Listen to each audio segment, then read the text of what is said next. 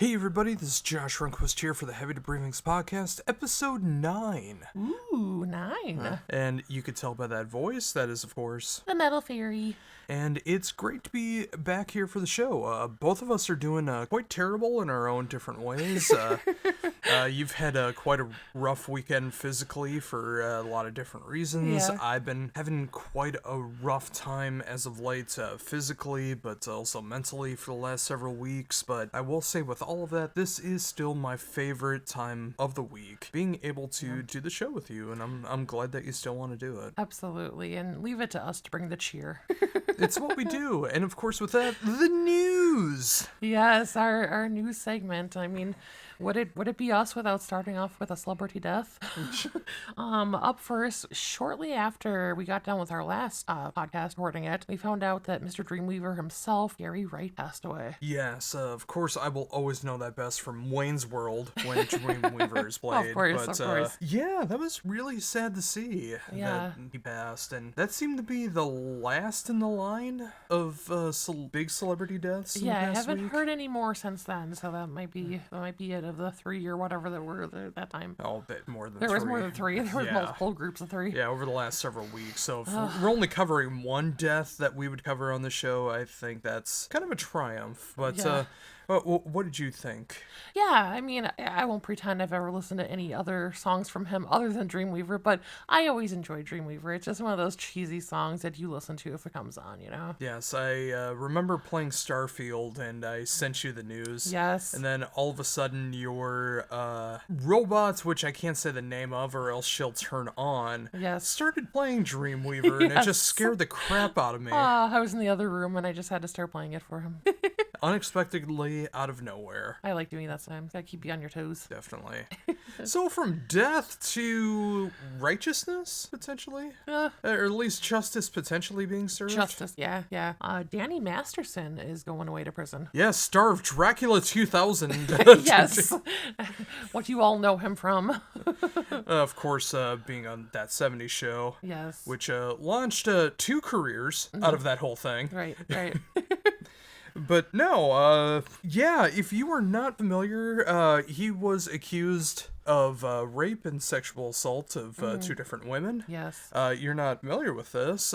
One of those women happens to be the singer of the Mars Volta. Okay. The wife of the singer of Mars Volta was one of them, which is Oh, wow. bring it back into the music world along with that as okay. well. But he has been found guilty and was sentenced to 30 to life. Yes. Although I'm sure they're gonna appeal and everything, but there's so many different ways to feel about this. I feel good justice was served. Yeah. I feel good that Scientology lost once because they Yeah. buy their way out of so many different things. Ugh. But I also hate everything surrounding it as well. That he was able to get away with this for so long. Definitely. That his friends from the show were like, he's a good guy. And they've, of course, now come out with an apology saying that his parents, I think, asked them to do a video about how they knew him 25 years ago. And you still send in like a video or letter or whatever it was, like claiming his character when you knew he did these things. And now I realize that, Meg really does deserve all the hate that she gets on Family Guy. Because look at what she does off the mic. So, yeah, I mean, outside of Dracula 2000, I mean, are you familiar with him? I mean, I've always known who he was, but I never watched that 70s show. I know he's married to Bijou Phillip, though I know her from, obviously, her dad being part of the Beach Boys, and also being known for sexually abusing his daughter, and she supported her dad instead of supporting her sister with that whole thing, so that's interesting as well. It almost seems like it's a trend sometimes. Yeah, kinda. Go Wilson Phillip. Well, that's some mental health trails that maybe we can cover at a different time. But anyways, I'm glad some justice has been served. And again, I'm sure there's going to be some kind of appeal that's going to happen. Yeah, but I'm sure. At least for now, one small victory. Exactly. So moving on from there's a little bit of Megadeth news. Yes, we're covering some music news now. Kiko has to take some time off for personal matters, and Timo from Winter Sun fame, among other projects as well, he is going to be stepping in at least for a little while to help cover his spot. Actually, he's already done done a couple shows. Oh, did he already? Okay. Yes, he did. Apparently, it's been with a warm reception so far. No one seems upset that Timo is a part of this now. Apparently, from people who have seen him live so far with Megadeth, says that he does a really good job with songs and the solos and everything. Well, he is an amazing guitarist. Like he's up there for me. Like I definitely enjoy him, and I'm happy for him that he's getting away from Winter Sun for a little bit, because the RA drama. Getting away from Winter Sun, wouldn't that have to be doing something with Winter Sun? Well, that's true. Get away that's from true. That's true. And I just love that, like, more of these amazing musicians from a lot of bands that a lot of us know and love but aren't necessarily popular and mainstream are kind of getting some attention now that they're kind of being brought into these other big projects. So it's cool. I mean, Kiko obviously to start with, and now Timo and a bunch of other people too. Yeah, I mean, it is a kick in the pants because sometimes they do have to quit the bands that they were known for. Sometimes they're able to go in on the side or something like that, but, sometimes it's just really deserving for them to be able to get out in the spotlight and be able to do something, and especially with all of the Winter Sun drama that's been going on for almost a decade now. I don't think it's ever not been going on. well, I meant like the stuff most people know.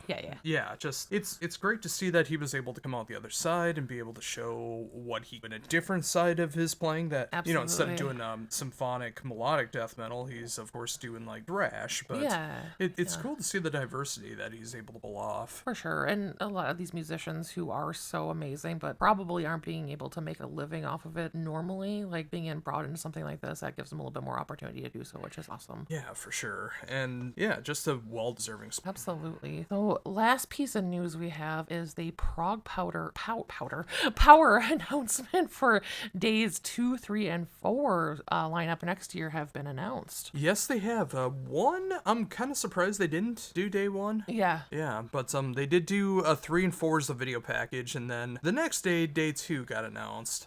So I'm very, very curious to see what day 1 is going to be all about. But we're going to be going over this in what will be the order of which ProgPower 2024 or ProgPower 23, depending on however you want to pronounce it, is the way that it's going to be going down. So the very first band is a US band I've never heard of before called Nospon.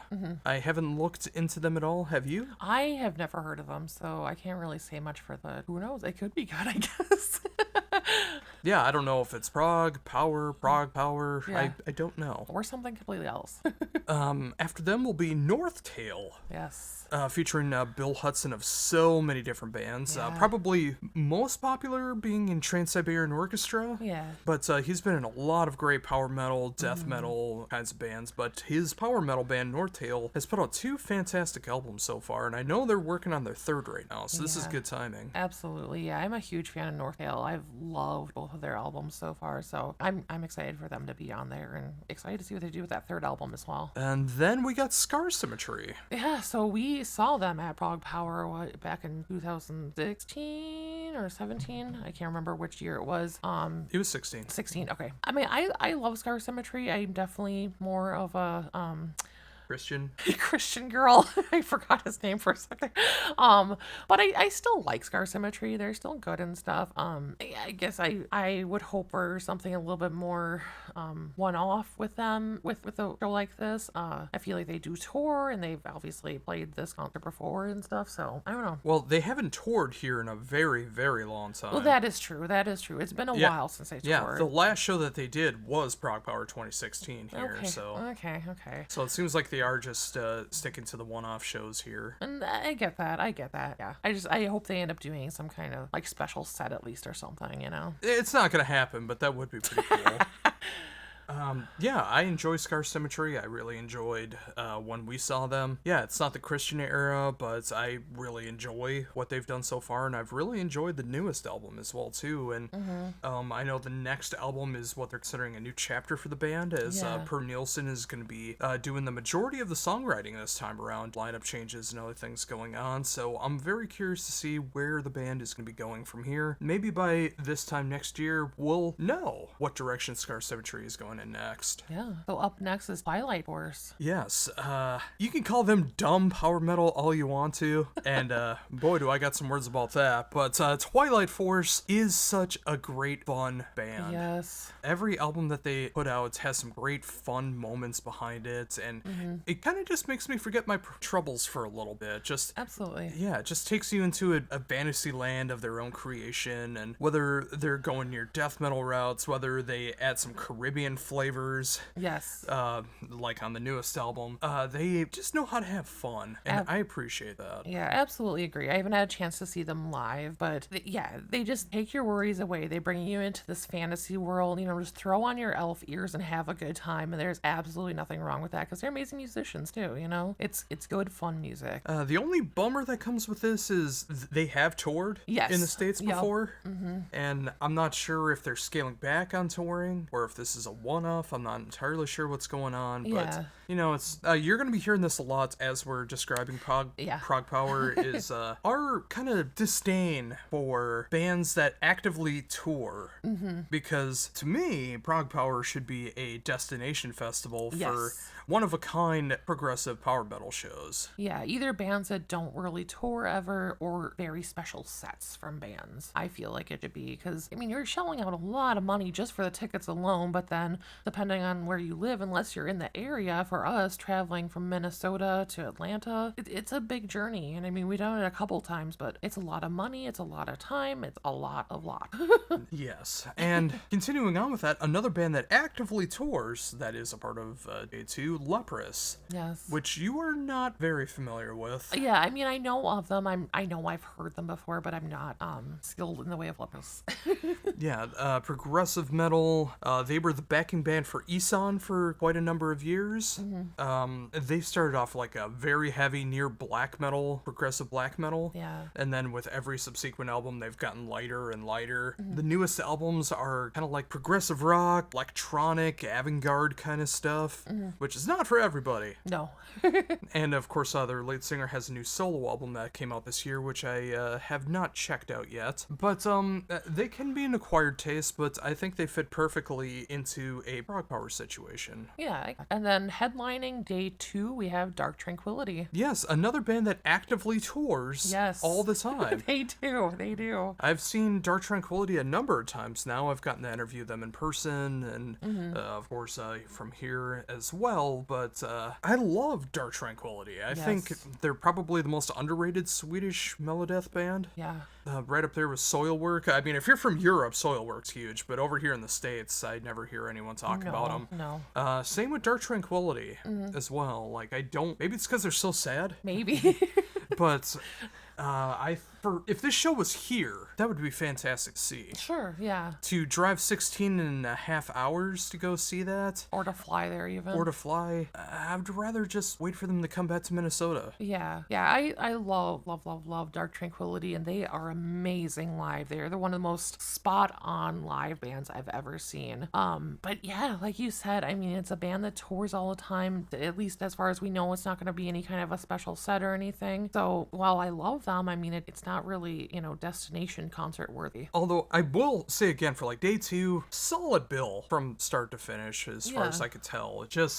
We're just not going to go because money, transportation, and the lineup, the juice just isn't worth the squeeze for how much it'll cost. Yeah, if you're in the area, I could totally see it, but I can't see traveling there for that. But what about the main course? Days 3 and 4, which are always considered the real, true cult ProgPower. Yes. Starting that off is the Canadian band Striker. Yes. So I always forget how much I like Striker until I hear them.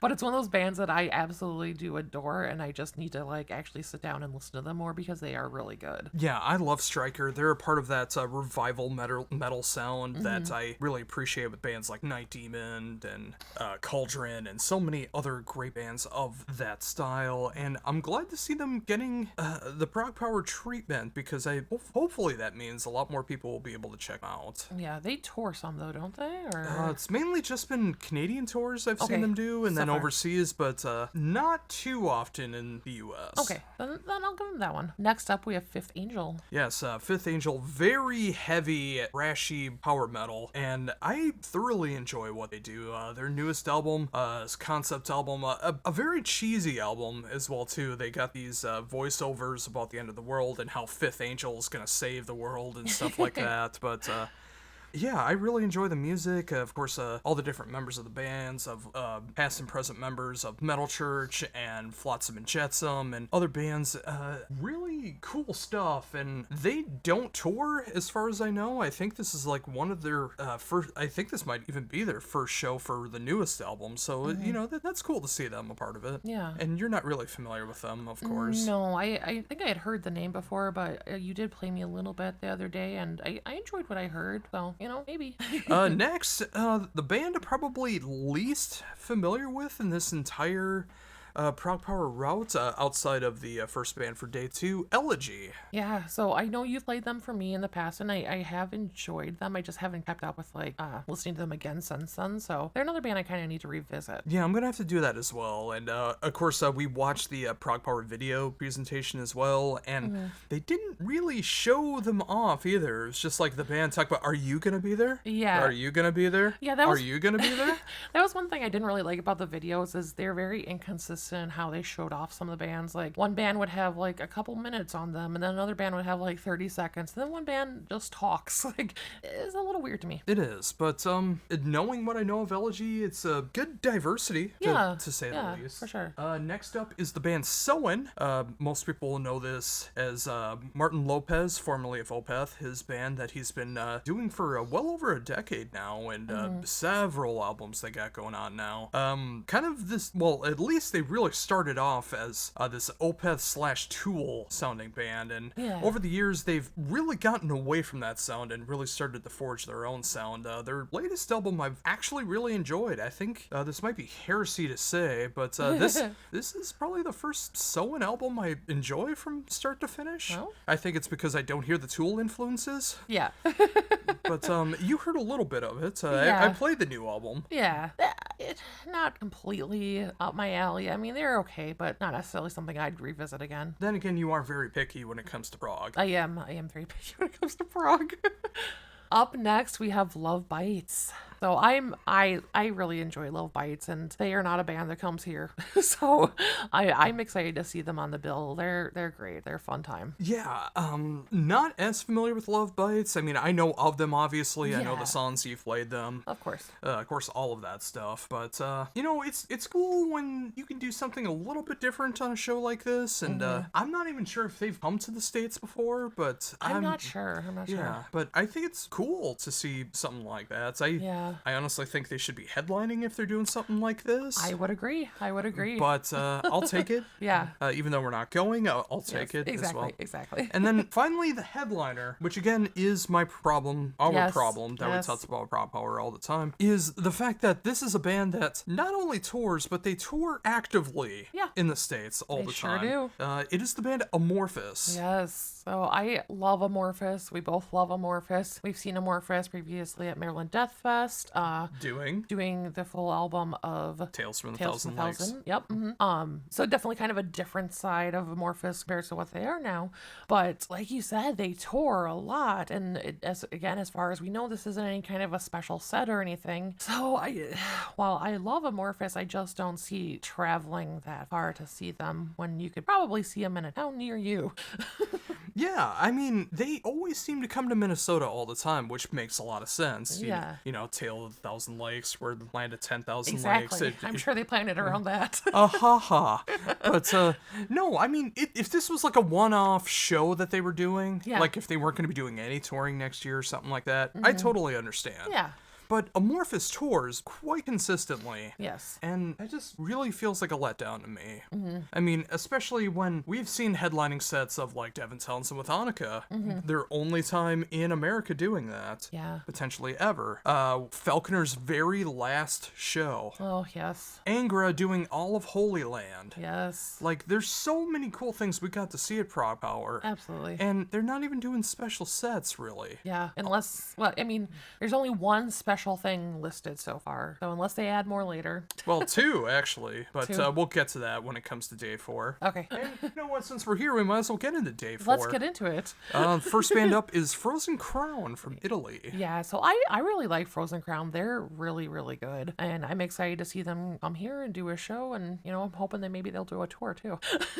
It's very possible. I really, really doubt that, though. I do too. But, Just wishful thinking. Well, that's how I felt about like Mirath. Like, okay, they're coming over here. There was the Yeah. rumor that they were opening for Camelot. Yep. Mm-hmm. It would have been really cool to see them do something, but of course that didn't happen. Exactly. And of course, what could have been the new Mirath album that potentially dropped on Friday, but might not even be Mirath. Well, There's a lot of stuff that's going on with that as well, too. Yeah, I had to bring lots up. of confusion there. Yeah, that's why we're not talking about it, even though we did hear the album. I don't completely understand what's going on with that. Yes. But when it comes to Frozen Crown, yeah, just some really cool Italian symphonic power metal that I think is a good way to kick off the show, and one of the only real power metal sounding bands on the entire 3 days so far. Yeah, there's not a ton of power metal at ProgPower. Yeah, it's Frozen Crown and Northtail. Yeah. So up next we have Disillusion. Yes, Disillusion, progressive death metal, one that I'm not as familiar with. I've always seen people talk about them.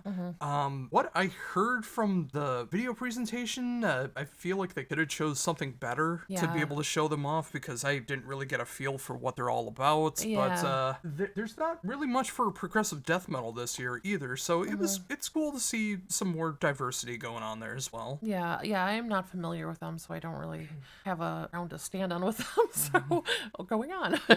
Yeah, and going on, we have Elaine, who just got done touring North America with Yes. Moonspell earlier Yes, this year. yeah. It's cool to see them basically getting like a full-length set Yeah, a part of this. yeah. I thoroughly enjoy the new album, and they seem to be one of the last symphonic metal bands that hasn't gone the way of the modern metal drop-dead cynical route.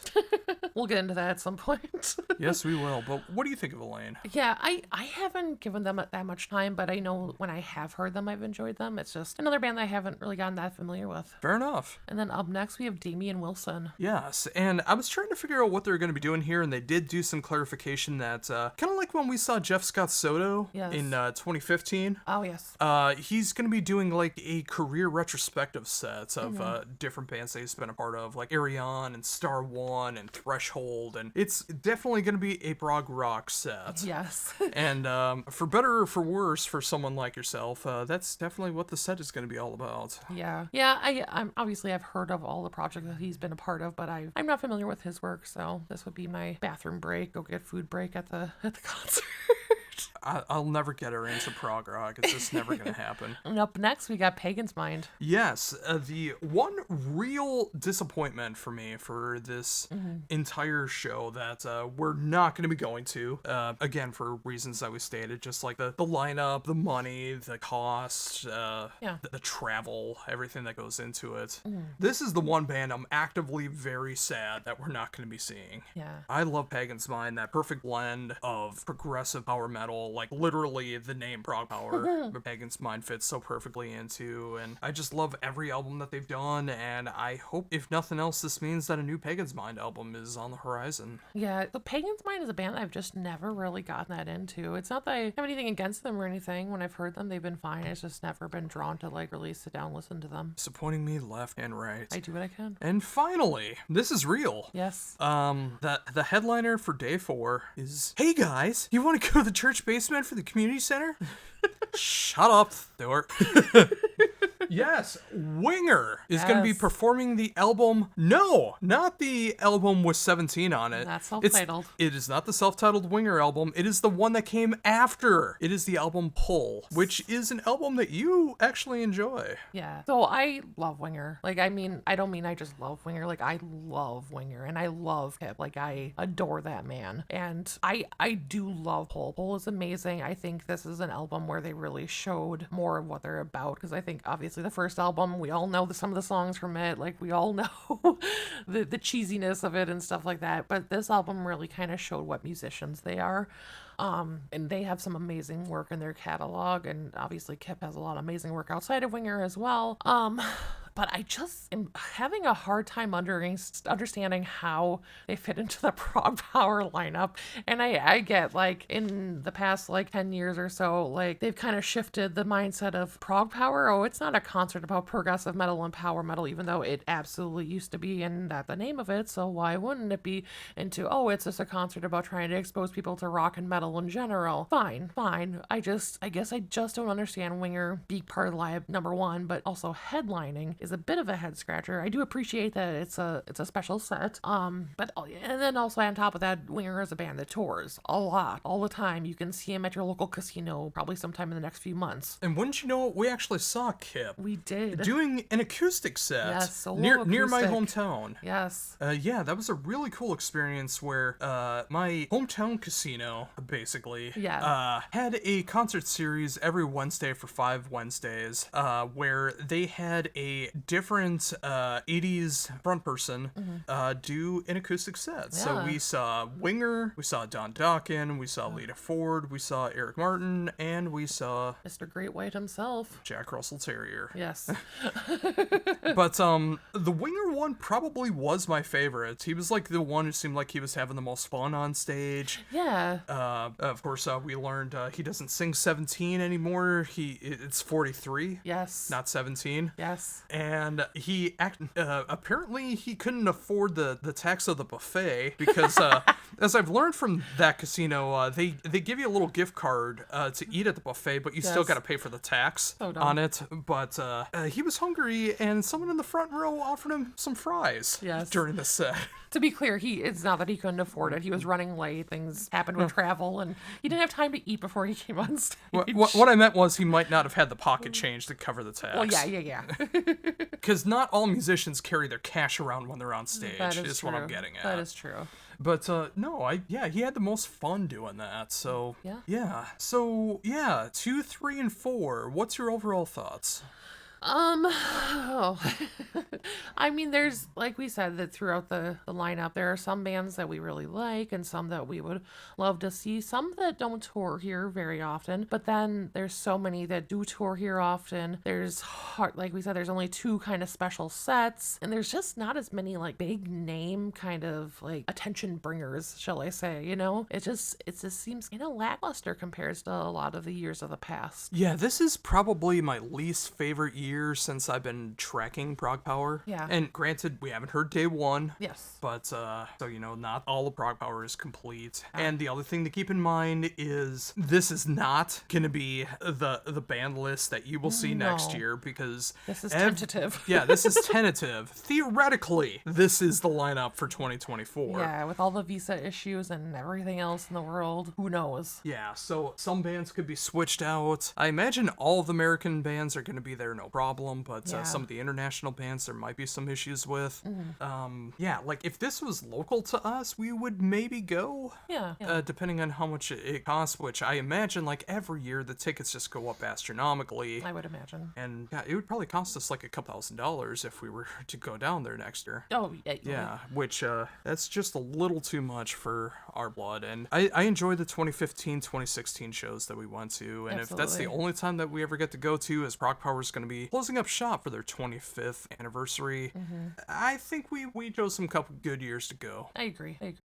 All right, coming up next here is one of our favorite segments where we basically go back and forth trying to defend or deny a certain subject in what we call What's Your Problem? Yes. Now, for this particular week, I really don't have any ground to stand on, as I've only ever seen the first movie of this. Lynn, what is your problem with Saw? So I will also say that I don't have a lot of ground to stand on either, because I think I've seen the first one, maybe parts of other ones, but I know the overall premise and such. Couple things, just a first quick one.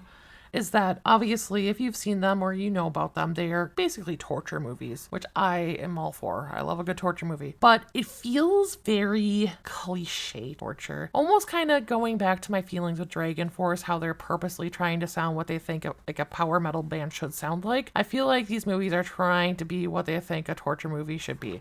And it just gets to be a little meh. Outside of that, Jigsaw. I have an issue with him. Well, I have a lot of issues with him. I think he's kind of full of poo-poo. because, like, so if you're not familiar, he's this man who is dealing with a brain tumor that's inoperable, so he's going to be dying eventually. But he sets out essentially to force people to kind of prove their will to live and their kind of desire to be around and to have the life in front of them, since essentially he's losing his life. And he puts this out there as like such a philosophical kind of like he's doing this grand thing kind of thing, I feel like anyways.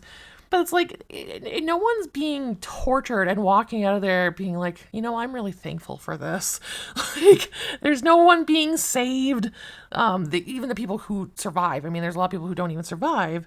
But, like, nothing is proved by it. Like, and a lot of times the punishments far outweigh. Like, he usually picks people who he thinks has some kind of shortcomings in life. They did something bad, or they just aren't living the way he thinks they should be living. And in so many cases, the punishments far outweigh what their shortcomings are.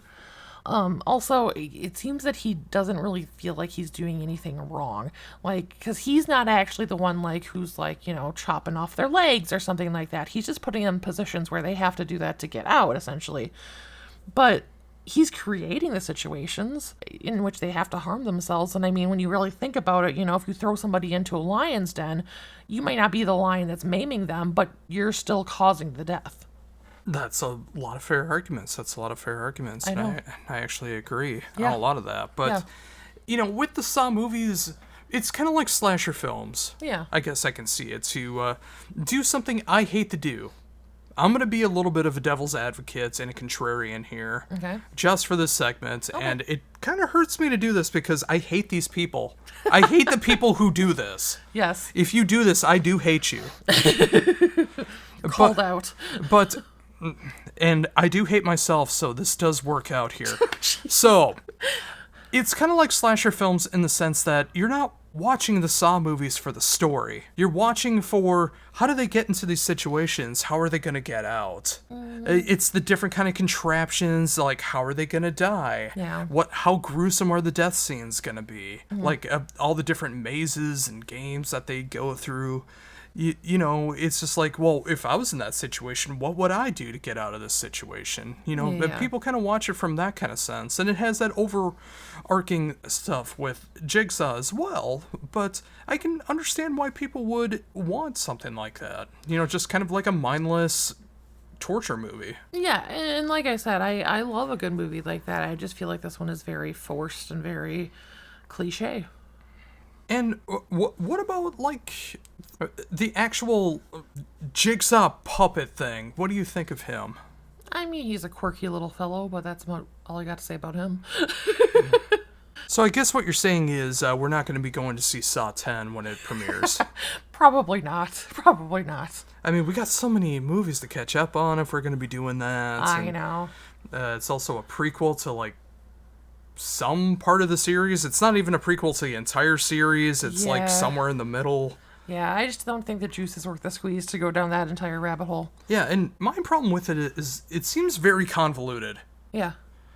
Like, the whole thing just feels like they made it up as it went along. Yeah, I can see that. Which, that's kind of the problem with Jason Voorhees as well, because they were only planning on making the 2 movies, and then once it became the franchise, he starts going to Manhattan, or he goes to space, or he goes to hell. He does, and I will say I still appreciate those just for what they are, But, yeah. Mm-hmm. Yeah, so, if you're listening to this right now, what do you think of the Saw franchise? Are you like us and only ever saw the first movie and lost all interest? Mm-hmm. Do you like all the movies? Are you looking forward to Saw 10? Let us know in the comments. Alright, coming up next is my favorite segment of the show, where I get the Metal Faerie's real reactions to 3 random songs that are not planned out ahead of time. I just want her real reactions. Of course, some of these she's heard before, some of them she's never heard before, and of course, most of the time, it's songs that I've played her before that she simply does not remember. Yes. Alright, starting things off here, we got some emo, alternative metal, pop punk stuff from the band, who is actually going to be coming to town, and unlike a lot of ProgPower bands, is actually doing something very special. They're going to be doing their biggest album in its entirety, Yes. Page Avenue. Of course, we're talking about Story of the Year, off their new album, Tear Me to Pieces, with the song Afterglow. Yes. The Metal Faerie. What do you think of... Well, let's just start with Story of the Year. What do you think of Story of the Year? Yeah, I love Story of the Year. So when I was growing up, I definitely enjoyed Page Avenue. That was one of my favorite albums when it came out. I didn't really listen to a lot of their other albums at that time, but you have turned me on to them a little bit since then.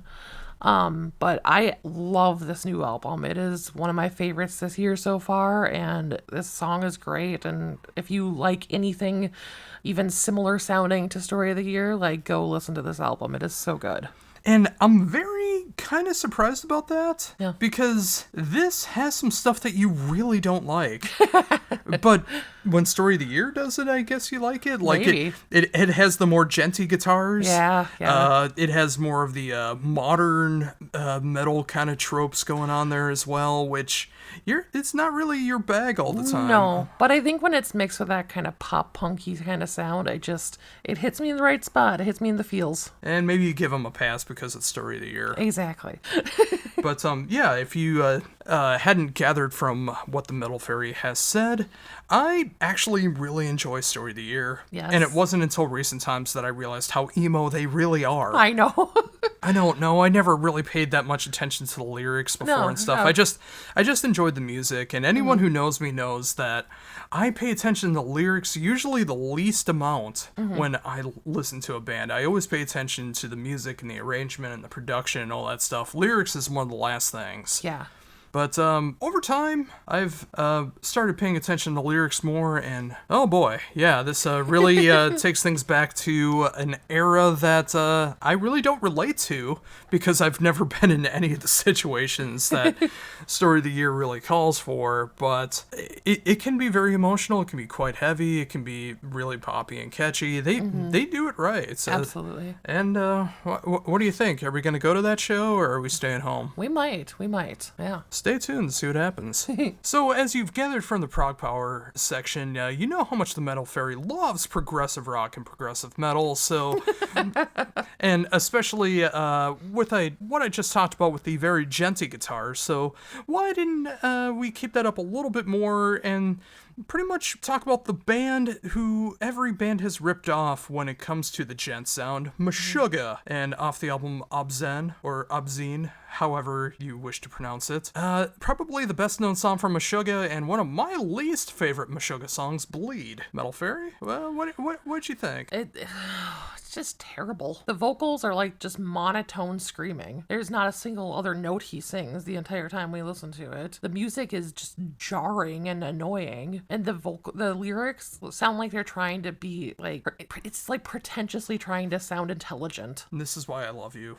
It's terrible. I don't understand what is enjoyable about that. Well, the biggest thing that came from that is what drummer Thomas Hawk was able to, or Hake, or Hake. There's so many different ways to be able to pronounce that if you wish to. Sure. It's what he's capable of playing on the bass, or the bass drums, because the guitar, the bass, and the bass drums are all matched up in synchronicity. And when you watch him play and what he's doing, it's really jaw-dropping what he's capable of doing with this particular song. It's astronomically insane. Although with the hands, it's very simple. 1, 2, 3, 4. 1, 2, 3, 4. Throughout pretty much the entire song, with some little moments that are not really like that, but it's all about what he's doing with his feet. That's where the popularity usually comes from. And of course the heaviness, the breakdowns, and just that Meshuggah tone, which of course spawned a genre of bands that try to capture that Meshuggah tone. I like some Meshuggah with my coffee. Meshuggah. But yeah, it's one of my least favorite Meshuggah songs because of everything that you just said. Yeah. I think the earlier in the discography, the more interesting it is, because they didn't just kind of rest on their laurels and kind of stick with one sound, which is what they did with this album. Yeah. Everything before it, there was a lot more diversity behind it, but yeah, it's their biggest song. It was on the Saints Row reboot for the Nuclear Blast radio, and yeah, it was great to hear your real words to describe Meshuggah. And finally, to tie everything together into the next segment of the show, although I don't think this was ever used as a theme, it really feels like it should. Off the 1989 album Alice in Hell, it is of course Annihilator with Alice in Hell. One of the most underrated of the power thrash bands of the time. You really don't hear a lot about them, but I've always enjoyed this album. I've always enjoyed this song in particular. They've gone through a lot of different incarnations. Stu Block actually sang on the last Annihilator album. Okay. But what is your thoughts? Yeah, so they're a band I've kind of always known existed, but haven't ever really dived in myself. Obviously, I've heard you play them a lot, and I've enjoyed what I've heard. I really love the like kind of like you alluded to, that kind of 80s horror sound around it, because that's right up my alley. So I think I could get into them more if I just kind of actually took the time with them and stuff, and it was in the right kind of mood. Especially this time of season is probably a good time for me to do that. So I could get into them more, I think. Oh, cool. Yeah. Yeah, like I've said, I feel like this is a good horror song, especially when you read the lyrics and you see the video, which is just full of that 80s cheese behind it. Yes. Yeah. These are 3 random songs in this musical Roulette. I particularly enjoyed your thoughts on Meshuggah, Yes. and I'm very excited to see what will happen next time.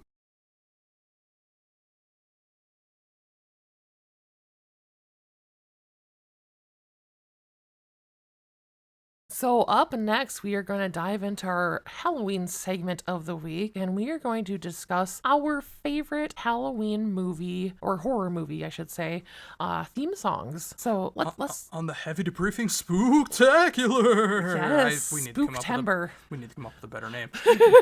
So let's kind of go conversational with this instead of like a top 10 like breakdown, because I know we're probably going to have some overlaps.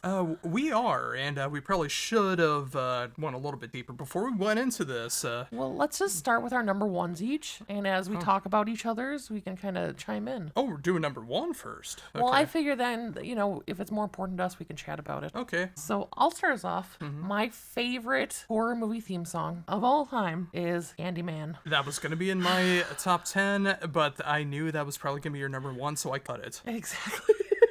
So if you're, number one, if you've never seen Candyman, go see it, because it is my favorite horror movie of all time. But yeah. Yeah, speaking of that, the original or the remake? The original. I do love the remake as well, but the original, Tony Todd, will always be tops in my mind. That might be another good topic, like the original horror movie versus remake. Oh, yeah, that would be. Sorry, we're discussing having a show meeting during the show. But, Exactly. yes, continue. A little insight to us. But the song is kind of this beautiful, like, sophisticated piano song, but it has that eerie kind of dreamlike sound to it that almost makes you feel like you're Helen kind of being hypnotized by Candyman, and it's just so fitting for the movie. It really is. It's just this great haunting piano feel behind it, and especially, the backstory of Candyman and how it all works with Helen. Yeah, just, it fits so perfectly. Absolutely. What's your top one? My top one is, of course, from Mr. Danny Elfman. It is, of course, the theme for Tales from the Crypt. Oh, lovely. Yes, this theme used to scare the hell out of me when I was a kid. When, funny enough, our local ABC affiliate, late at night, used to show Tales from the Crypt in syndication. And that's how I always watched it, because I never knew when it was on HBO, but I did see it on ABC. Yeah. And just the theme song of, like, going into the Crypt Keeper's house and going down the stairs and the graveyard and all that scared me so much. And, of course, the Crypt Keeper as well, when he shows up at the very end. Hello, boils and ghouls. My doctor told me not to do that anymore. But no, just, I love Danny Elfman's style of when he composes music, be it Nightmare Before Christmas, be it Simpsons, be it Beetlejuice, be it Oingo Boingo. Yes. But my favorite thing that he's ever done, although I can make the argument for The Simpsons. Oh, sure. But my favorite thing that he's ever done is Tales from the Crypt. It's just that perfect blend of campy, spooky, horror, and when you get to a certain age, it just puts a big old smile on your face. It's true. It was very close to making my list, too. I kind of figured it'd be on yours. But yeah, I always loved it, too. Just the perfect kind of mix of being kind of whimsical, but then, like, still creepy with, like, the creaking noises and, of course, Skipper's voice and stuff, too. It was, beautiful. Next up, you got... I have the theme from Lost Boys, Cry Little Sister, from Gerard McMahon. You picked the wrong song from The Lost Boys. But Well, this is the theme song, though. Nah. I went with so I went very technical. I did the theme songs. I didn't do just songs from horror movies, so. Okay, we'll be discussing that later when it comes into my list, but That's cool. if you don't know what we're talking about here, during my birthday episode, we went into a little hobby shop where they were playing the Sexy Sax Man song, and that was the first song I heard when I turned 35, so that's kind of my motivational theme song for the year as well. Exactly. But Cry Little Sister, so this is definitely the most like radio friendly mainstream song on my list, because other ones are more kind of typical theme songs, whereas this one is like actual like lyrics and like it's a song, you know, like because it probably was on radio at the time, who knows. But it's just kind of that kind of very 80s sound to it, but still kind of dark and vampiric, you know, in a way, and it's just perfect. It's perfect. Let's go a little bit deeper into that. Like, how did you feel about Kiefer Sutherland as a vampire back in the day? I mean, it didn't look like a natural position for him, but you know, it was what it was. That is very fair. Yeah. But need more sax in there. Yeah, I understand.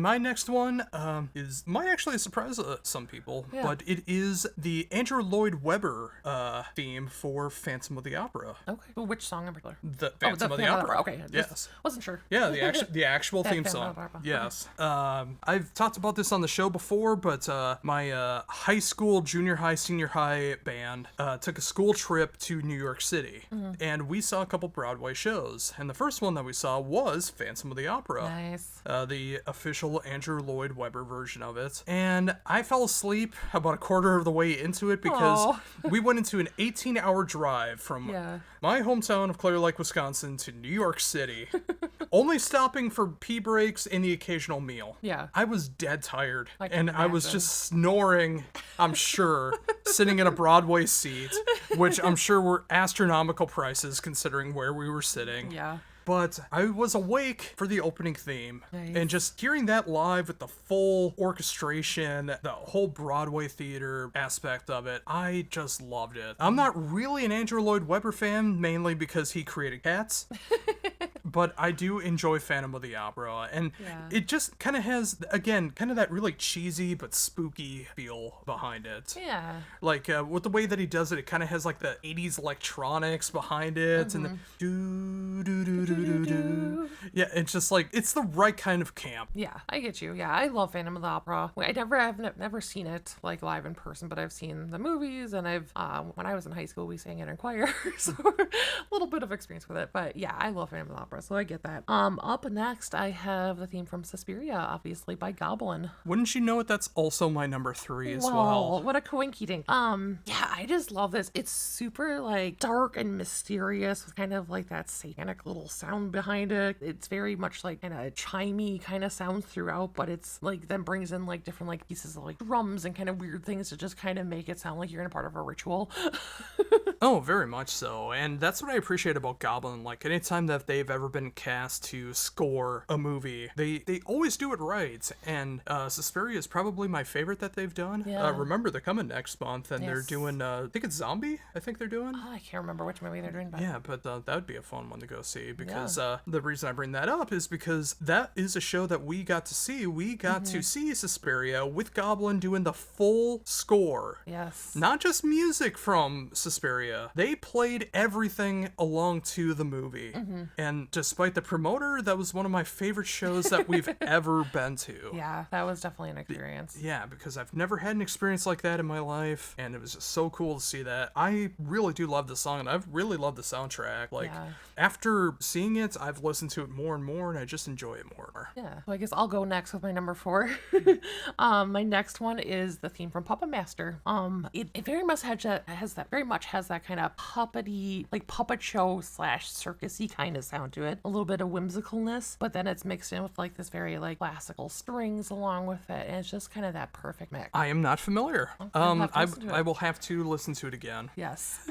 This is where the I kind of play loose with the rules here. Okay. I think these count as themes. Okay.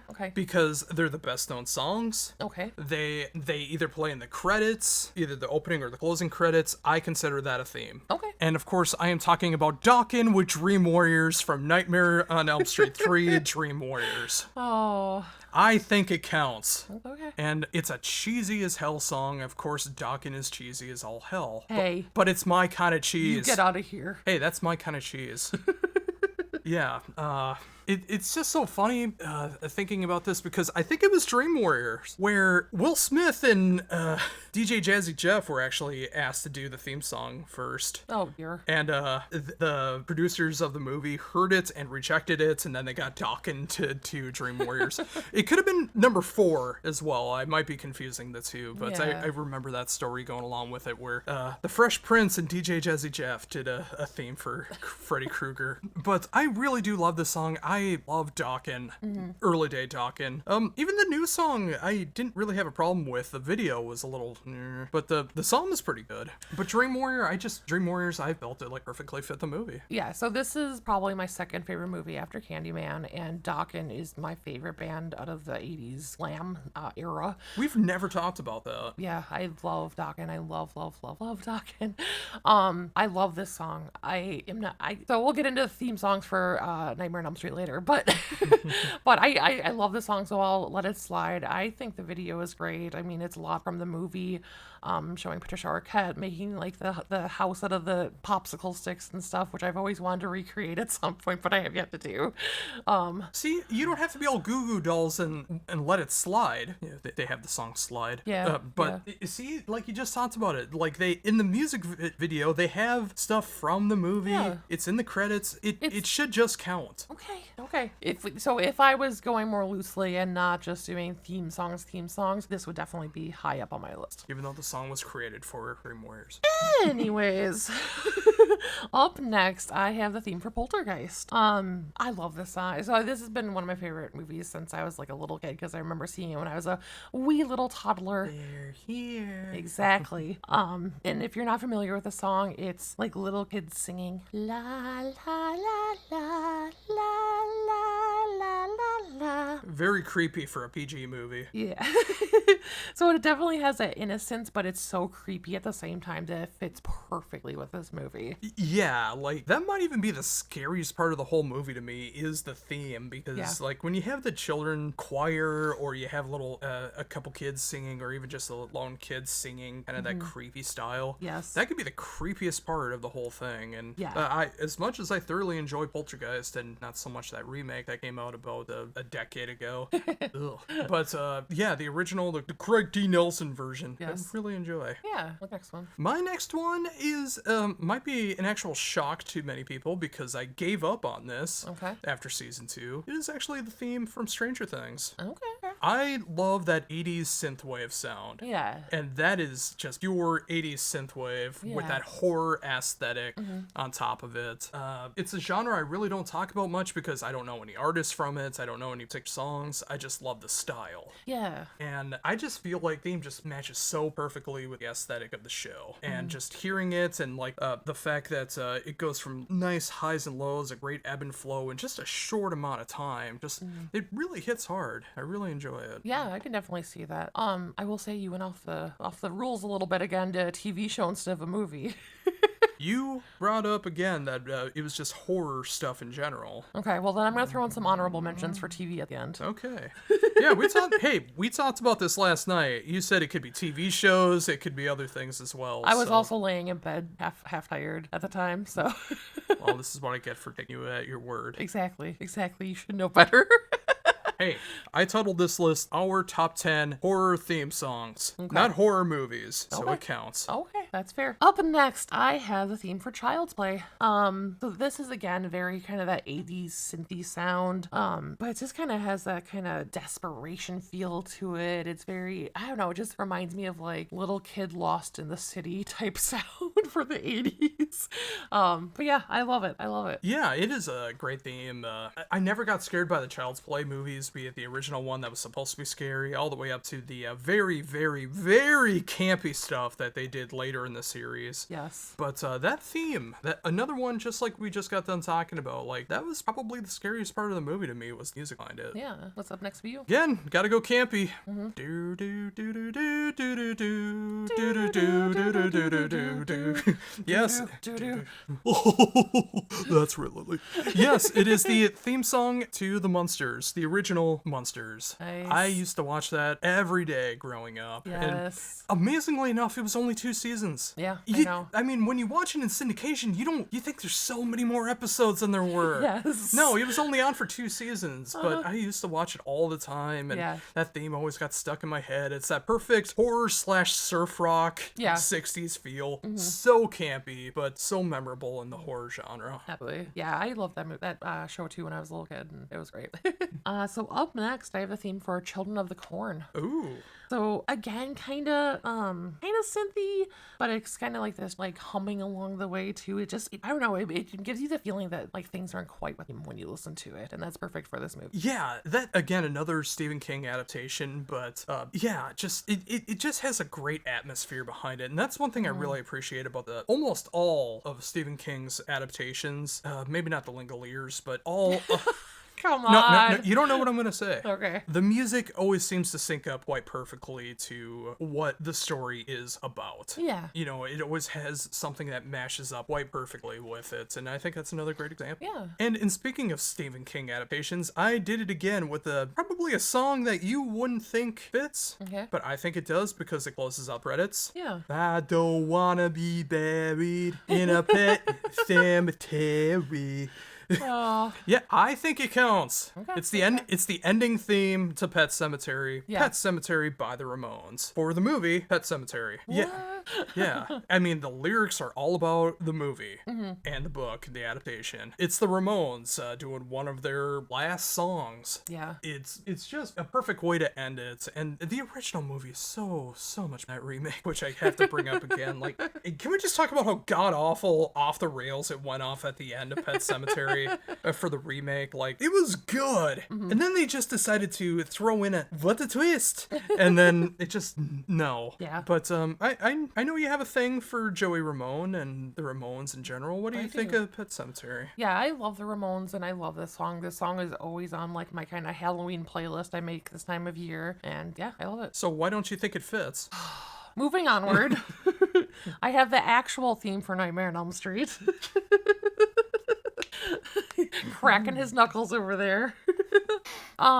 This song, it's just perfect. It's so eerie and kind of that lost feeling. It fits perfectly for that dreamlike state. Yeah, it's just, I don't know if you haven't heard it, it's that do do do do do do do do. Like, it's so perfect for like being in a nightmare. It's very true. Yeah. Although I do appreciate when MC Chris does it. That 1, 2's gonna come for you. 3, 4 better lock your door. 5, 6 crucifix. So that is a different song. I know. That is a beloved one as well. I know it's one. different. I'm just Okay. saying that Yeah. I like that one a little bit more. Yeah. But the real theme for Nightmare on Elm Street, the original, I think it just fits perfectly. And when you first hear it, when the movie starts, it just has that great feeling, again, of like something's about to be off here. Yes. What's up next for you? Another one you're not going to agree with. Okay. He's back. Oh, yes. The man behind the mask. One of the cheesiest and quite possibly worst Alice Cooper songs, but I love it. I do too. I love this song. And there's something about 80s Alice Cooper that just has that perfect campiness to it. Yes. Whereas the 70s were much more punky, 80s was glam, 90s was more alternative, 2000s was a little more metal, but the 80s had that great glam sound behind it, be it Feed My Frankenstein or The Man Behind the Mask. And, you know, when you think of what the series is all about and you have Alice Cooper being able to contribute to it, I think it's a match made in hell. Absolutely. I love this song, and if you think this is cheesy, check out the video because that is like just takes it up a notch. But yeah, I love this song. Up next for me, I have Tubular Bells from from The Exorcist. Ooh, I was gonna have this one, Yeah. and I knew you were gonna have it on here. Yeah, this is just one of those classic sounds that's on any like horror themes list. It just takes me like to Halloween night, like going to like either like a haunted hayride or a haunted house or something like that, because it puts me in that horror spirit so much. But it's just like this creepy kind of piano, almost drives your anxiety and distress levels, because it's just so like unnerving. That is a great way to put it, and it is one of the top horror themes for a good reason. Not just between us, but in general, because it just gives off its vibes. Definitely. Up next for me is the theme from The Omen. Okay. I particularly love the Phantomos version where Mike Patton actually does the la la la stuff behind it. It's just the whole Phantomos album, the director's cut, where he takes all these different horror movie themes, and sometimes they'll speed them up and make them like almost thrash metal. Sometimes it'll be like straight up real versions of it. This version from The Omen, it's just like, it's so perfect. And I do love the original. I mean, just when you see it, you hear the music and how it plays throughout the entire film and just hits in all the right spots. This one is all for you, Damien. That's right. But no, just not enough people talk about the original Omen anymore, which I don't understand why. I don't remember there being like any like moments behind the scenes when it comes to this movie. Maybe it's just lost in time. I don't really know, but it's a great watch to this day. Even though I think you like the remake more, don't you? No, I like the original more, but I do love the remake. Yeah. This one was very close to being on my list. It actually was, and I scratched it off. But this one just screams demonic child. Like, there was not a more perfect song that could represent Damien. Or Nemo. And then one of my number 10 besides honorable mentions, I see we actually have the same one. It is the Halloween theme song.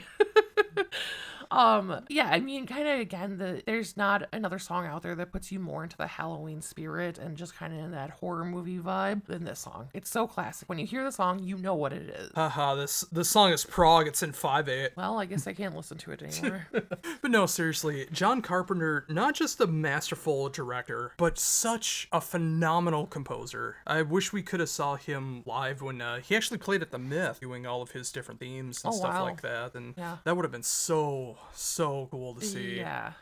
There's actually rumors he might start doing video game themes now, because apparently he's an avid gamer, and he wants to start writing scores to video games, so that'd be really cool to see him do some horror stuff. But of course, most people will know John Carpenter's music from the Halloween theme, which totally and utterly makes sense. It's arguably the most legendary horror theme.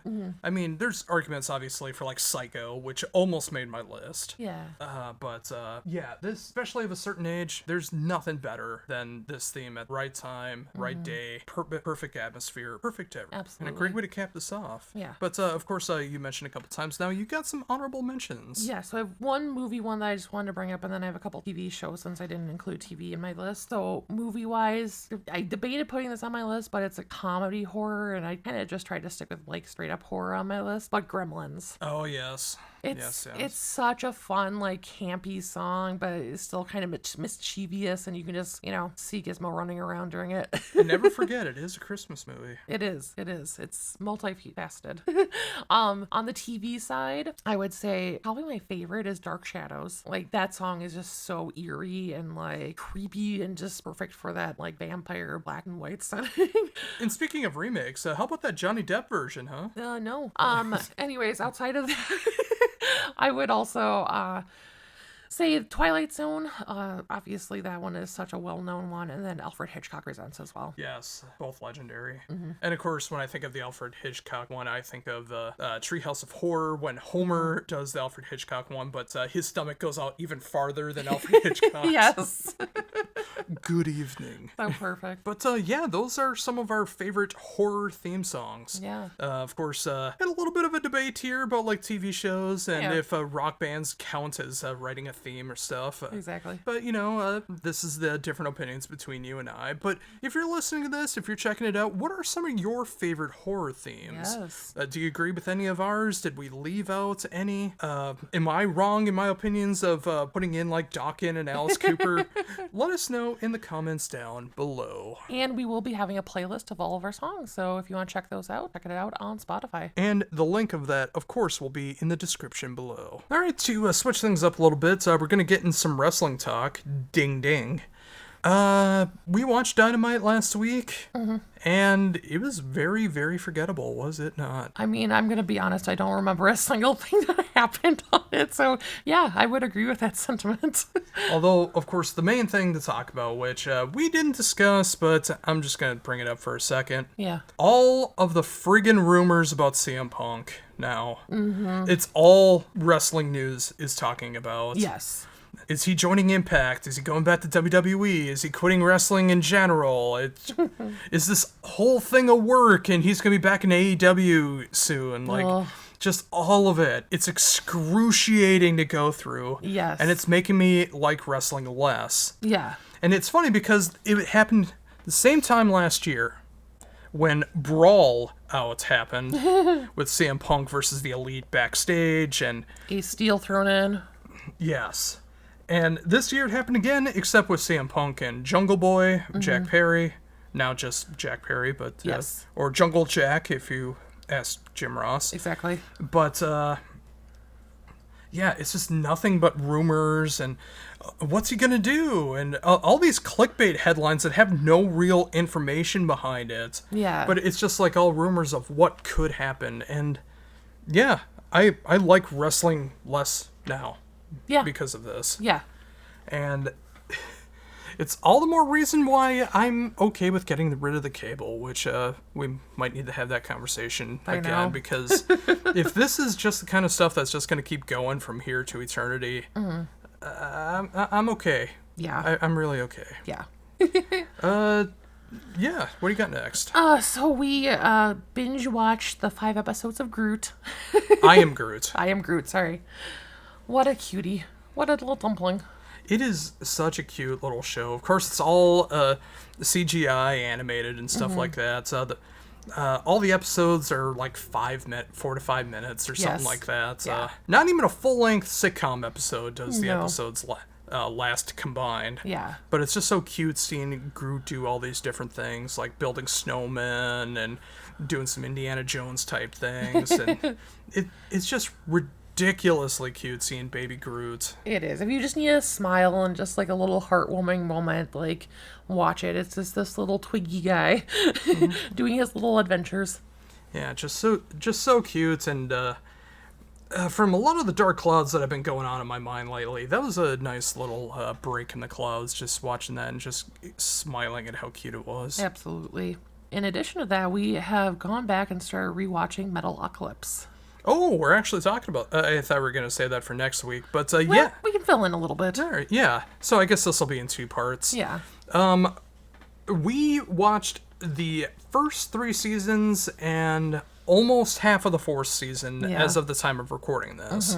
So we still have the rest of season 4, Doomsday Requiem, and the movie. Yes. To finish up on. What's it been like for you going back and rewatching Metalocalypse? Yeah, it's been years since I watched it originally, and it's just fun going back and kind of revisiting some of the moments that I forgot about completely, and kind of enjoying some a little bit more too now that I have a little bit more insight into some bands I might not have like had as much insight into back then. But it's hilarious and it's fun revisiting. It is, and we really, really tried to get all of it in before we started recording the show, but we started getting burnt out. Yeah. For multiple reasons. Yes. But yeah, we're going to be doing this in 2 parts. But yeah, the original few seasons of Metalocalypse, I had ingrained in my head for so very, very long. And it was great being able to watch those again and remembering all the quotes that I used to do all the time, all the voices that I used to do. Like, yes. I can do all 5 Death Clock members, yeah. and it's you're pretty much the only one who gets to hear them. But yes. it's fun to do. Season 4, I don't remember a friggin' thing from. I don't remember one aspect of season 4. Yeah. And I remember watching the Doomsday Requiem twice, but it was when I was sick and dope sick from being on Dilaudid, so I really don't remember anything that happened during that as well. Yeah. just all of that stuff that was happening with it. It'll be interesting to go back and actually rewatch it and see what happens. And of course, the movie, which I'm really looking forward to us checking out as well, because this is the conclusion of Metalocalypse. Yes. So, next week we'll be talking about that, because I'm sure we'll be finished with everything by then, unless we get burnt out again. But, yeah, it's been really fun going back and doing the cliche metal couple thing and watching Metalocalypse. Yes. Next up, going into gaming, before I get into my stuff, do you have anything on your end? So on Too Hot to Handle, one of my favorite gaming dating apps, he's putting up his hands. He's just done with me. We finally got with Ryder. Sounds like you're done with me. Boop. No, we finally got with our love interest Ryder that we've been like pining along with for so long, but he's been like off with this other girl, and we've been like forced into dating other people, and we finally had our moment. Was it everything you wanted it to be? Kinda. Hopefully it'll be more. And then the teasers are still coming out for Love Island, the game, which will be starting later on this month, another season. So that'll be exciting. He is shaking his head at me. And outside of that, I've just been... You will never tempt me. That's right. That's Temptation Island, though. If only that had a game. I wish. Oh, it'll happen. If all these other ones are having the dating simulators, why not Temptation Island? I sure hope so. But outside of that, I've just been playing Skyrim still, because, that is me. And how about you in your Starfield world? Yeah. I am almost 3 days into Starfield. I don't mean that I've played them on 3 different days. I mean 3 full days of Starfield. It's been a very laxed week with nothing going on, so I've just been taking this time to enjoy Starfield as much as possible. And I'm so glad that I have, because this really is just a fun Bethesda-style game. And if you like Elder Scrolls, and if you like Starfield, but you want to see the set dressing of outer space, Starfield is a game for you. And it's just funny because there's some people that are absolutely obsessed with it, thinking it's the greatest game ever. There's other ones that think that it's just horrible in all these different ways. I just enjoy it. I get lost in it. I like exploring the different planets. I like stories that are going on. I just get lost in the universe, and I really like games like that where I can just do that. I'm very excited to see the kind of updates that'll happen in the future, because it feels like there's some things that they could really add to it. I'm not sure what they're going to be when it comes to the DLC. What's been your thoughts of watching it? Yeah, I mean, first off, visually, it looks amazing. But yeah, it's fun seeing all the different planets you go to and how diverse they can be. Some of them are very much like Earth, and there's actual living people and buildings and all that stuff. But then there's other ones that are, like the moon, and it's just kind of more like just plants and stuff like that. You know what I mean? Just kind of nature, so to speak. But yeah, it's so cool to see the different things. And then, like, I played for like a few minutes one day, and that was so much fun, because it hits all those tropes of like Skyrim, like walking around, buying things, collecting things, being a hoarder, stealing things, being a hoarder, all kinds of side missions. Like, it looks like good fun. And I really hope you get to play it at some point. I know, again, how hard it is to be able to play on our TV, because it is so big. And watching Metalocalypse, seeing you get like headaches and having to close your eyes during all of the epileptic seizure moments with all the flashing lights and everything, I completely understand why. Yeah. And I know this game will never be on the Switch. Maybe the new Switch? Maybe. It could be on there. Maybe. I mean, I know Xbox and Nintendo have a good standing relationship right now. Yeah. If they could put Game Pass on the next Switch, I think that would just so cool. That would be awesome. That would be the answer to a lot of your problems. But, if nothing else, I hope at some point we can get you on a smaller screen to be able to play it. Absolutely. And of course, some other things that are coming out soon. I believe it's the end of the month is the DLC to Cyberpunk 2077 Phantom Liberty, which is a complete massive overhaul of the entire game, which I'm very excited to see what that's going to be all about. Of course, the overhaul of the game is free, but then it also comes with the DLC, which I think is going to be really, really cool, and I want to try that out. Batman Arkham Trilogy, of course, coming to the Switch next month. Yes. And I know how much much you love playing Skyrim and your dating simulators, but I know you really enjoyed when you've seen me play the Batman Arkham games, and I hope that you'll actually pick that up and try it out, because I think you'd have a lot of fun with that, with puzzle solving and very easy combat and all that stuff. I think you'd have a lot of fun with that. Yeah, I'll definitely be playing that. And wow, this really feels like a short show. We're almost done. I suppose with the last couple weeks talking about different pay-per-view after pay-per-view and all of that AEW burnout that is now happening, we're finally going to be talking about some brand new music that we've been checking out lately. Yeah. So why don't you start this one off? So I don't really have much I've checked out, but I came across a few things that I missed on Friday. So Stream of Passion put out their new EP on Friday. I did not know that. I know, so I gotta check that out. I also saw Stryker put out a new single. And what perfect timing going all the way back to the beginning of the show. I know, right? And I also saw Wolfheart put out a new single. Yeah, I saw that they switched labels, which means that I probably won't get to interview Wolfheart again, unless they go back to a label in PR that I work with. But yeah, I'm very curious to hear that as well. Yeah. I've actually checked out a ton of brand new music while you were gone in the past week and on Friday and all this different stuff. One of the first ones I checked out was the Canadian tech death band Cryptopsy with As Gamora Burns. Their first real album in 9 years. They released a couple EPs since then.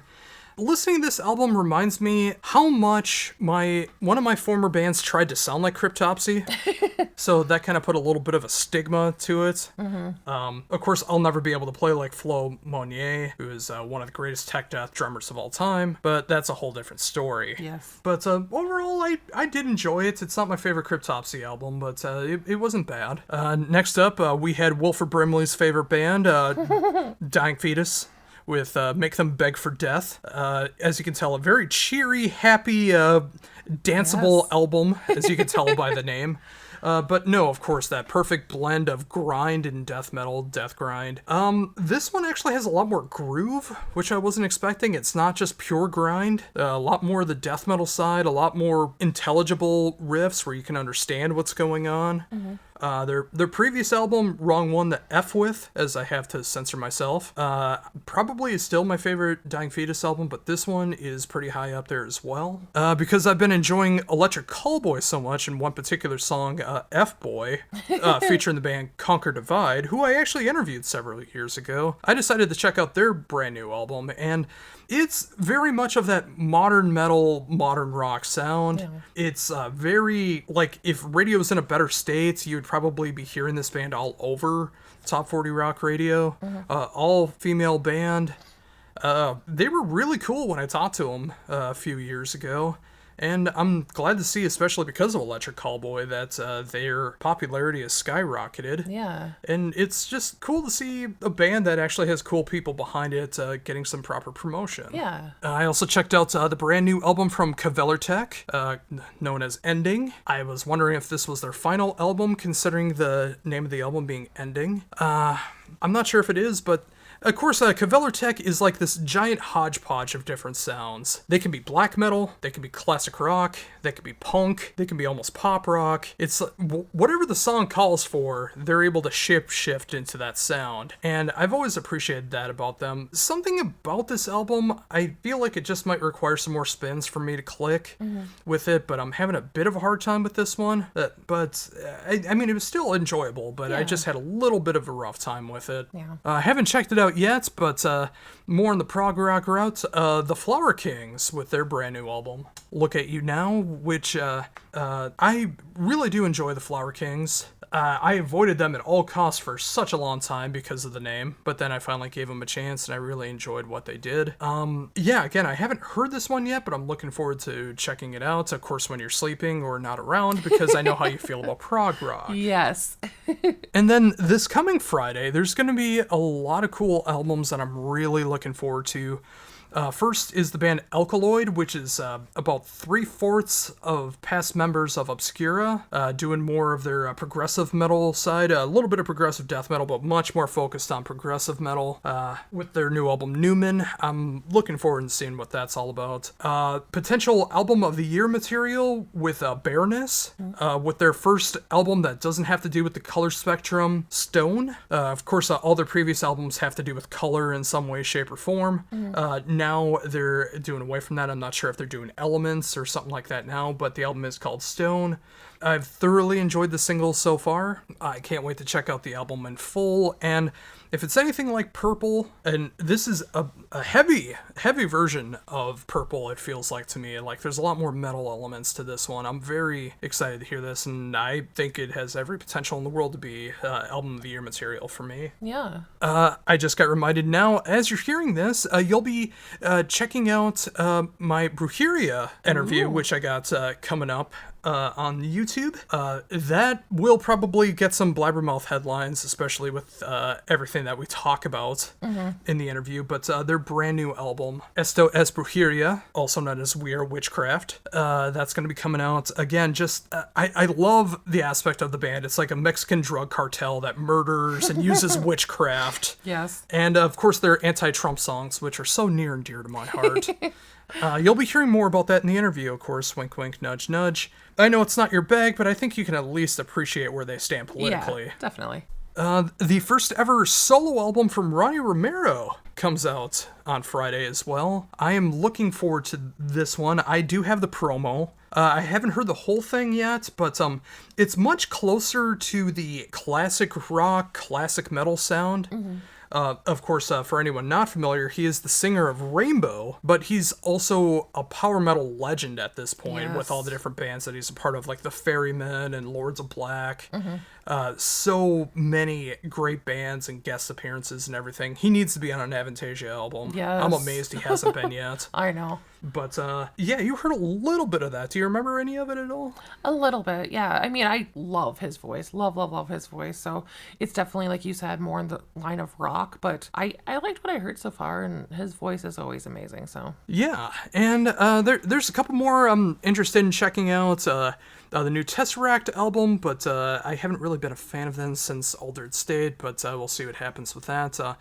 The self-titled album from Shining, not the Norwegian black jazz band. It is the Swedish black metal band Shining, the one that encourages cutting yourself and suicide and all that stuff. I'm not sure if that's part of their shtick or if he really does believe that, but in any case, I'm very curious to see what that's going to be sounding like. But yeah, September and into October, there's going to be a ton of great albums, and then, of course, comes the hardest part of the year, the top 100 albums of 2023. yes. Of course, you will never do that. You will never do a top 100. Not 100, no. But have you put any thoughts into how many albums you want to cover? I mean, usually I land somewhere between 20 and 40, so probably around there again. Okay. Yeah, and you'll actually be sharing it for the first time as well, too. They'll be very curious how that's going to be going around. But of course, with my top 100, I am going to be taking basically what I did last year, where I'm going to be doing 10 albums a day over 2 weeks. That way I don't burn myself out so much as I have in the past. Yeah. I'm not going to be doing honorable mentions. I'm just going to be doing a top 100. And that's going to be pretty rough as well, because there's been a lot of great albums this year, and the track Spotify list that I have to categorize everything, I'm hitting almost 200 albums. Wow. Now, so it's going to be pretty rough, but I'm open to the challenge. Yeah. And of course, that always starts the Monday after Thanksgiving, and then it goes into the first week of December. I can't believe we're already talking about that. I mean, know. We're mid-September already. What is going on here? This year has gone too fast. It has. Like I mentioned a few days ago, it feels like we're still just sitting on the couch a couple days ago, and we watched that terrible version of Old Lang Syne on ABC. Yes. It does not feel like it's September already. No, not at all. But yeah, that's I think we're in a good spot to end everything here. Yeah. Thank you very much for sticking around and listening to us babble. We're both a little off our game right now, but I hope the show has been enjoyable. I like Yes. our little back and forths, whether we're on our game or we're able to just go buddy-buddy, or even when there's a little untalked about fighting that's going to be going on after we finish up. Of course, we don't actually do that. It's No, just fun. no. But let us know what you thought of the show in the comments or description or anything else going on. Of course, social media, all under the name Heavy Debriefings at Facebook, Instagram, Threads, YouTube.com/Heavy Debriefings. And of course, for everything Heavy Debriefings, go to heavydebriefings.weebly.com because I refuse to pay those astronomical prices for the domain. Yes. But until next week, for the Metal Faerie, this is Josh Ronquist saying, see ya.